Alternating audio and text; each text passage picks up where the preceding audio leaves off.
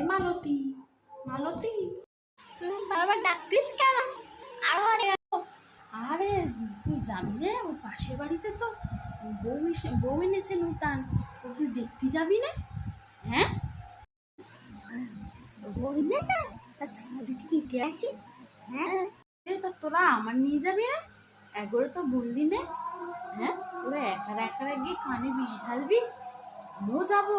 চ, দেরি করিস নে। শাশুড়িটা কোথায় গেছে আমি দেখলাম, আবার চলে আসলে বিষ ঢালতে পারবো না আমরা।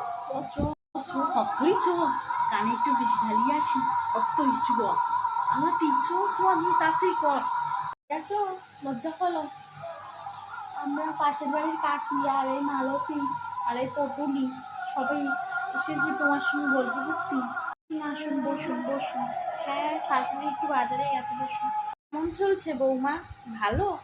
একটু সাবধানে থাকবা, তোমার শাশুড়িটা কিন্তু সুবিধার না। ঠিক বলেছে মালতী।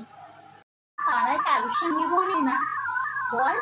আমাকে বলেছে কারোর সঙ্গে মিশতে বারণ করেছে। তোমরা ঠিকই বলেছো, সব জিনিসপত্র ননদ দেবে, তোমাকে ভালোবাসবে না, সাবধানে থেকো। শাশুড়ি চলে আসবে। চ, কখন পরে আসবো মা, এখন যাই। তুমি ভালো থেকো।